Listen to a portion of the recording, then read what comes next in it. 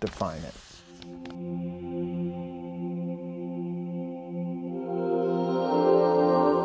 Long ago, in the great halls of Athens, the philosophers of ancient Greece, whom we as Americans are forever indebted to, uncovered one of the pillars to maintaining freedom.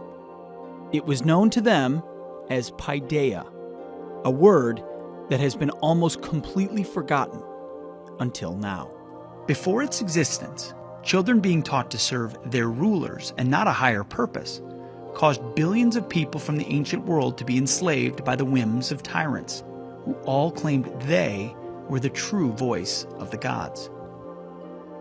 The Greeks' paideia offered children the chance to gain their freedom by giving them the gift of an education.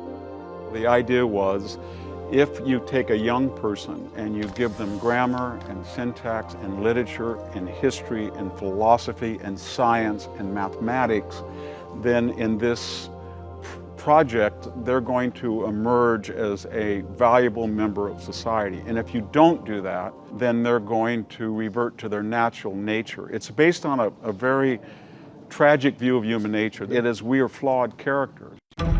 And so that we don't hurt each other, or we're not brutal or savage people, we need a paideia to teach us how to get along and how to be human. Because if we don't have that, humans are pretty awful creatures. It's antithetical to the new therapeutic movement that your ancestors' tradition, names, statues, they've all put burdens on you.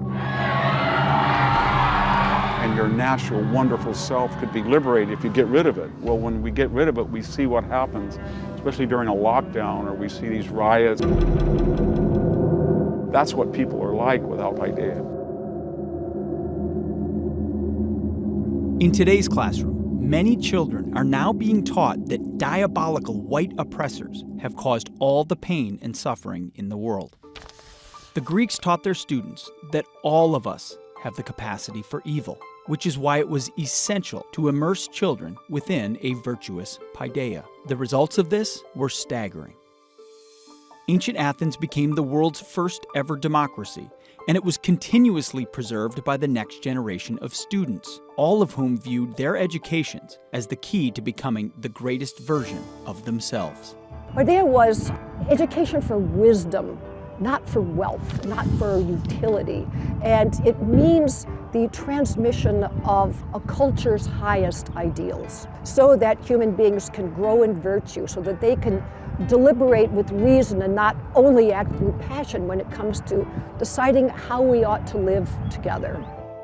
Paideia refuses to reduce knowledge to information or even to the acquisition of skills, but rather with wrestling with the most difficult questions. How did we get here? What's it all about? What does it mean to be a human being? That's a question that requires us, if we're going to seriously explore it, to go to paideia, to deep education. Today, those are the questions that are rarely discussed amongst most American adults, let alone in our children's classrooms. But yet the philosophers in Athens required that their children contemplate these essential questions in order to preserve their freedom. Which was a new idea in human history. Nobody had ever thought you could actually take a small child and teach them to think for themselves. And do it for all children, not just the privileged. And this idea that being able to think freely, it was not a small hill to climb. It was a challenge. I mean, this was the subject of a lot of debate, and it formed what came to be known by the West as liberal arts education. That's right. Despite what your liberal college professor told you, being liberal did not originally mean voting for a candidate from the Democrat Party. Instead, a true liberal arts education is another remarkable invention we as a nation have taken for granted.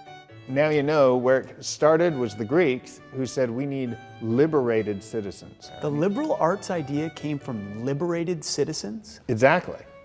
Wow. That's what they knew, that you could not have a democracy, in the case of Greece, without citizens who were free to think for themselves.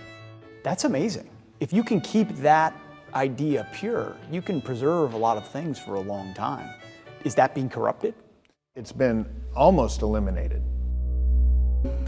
Today, what we think of as a liberal arts college has almost nothing to do. In fact, I've spoken with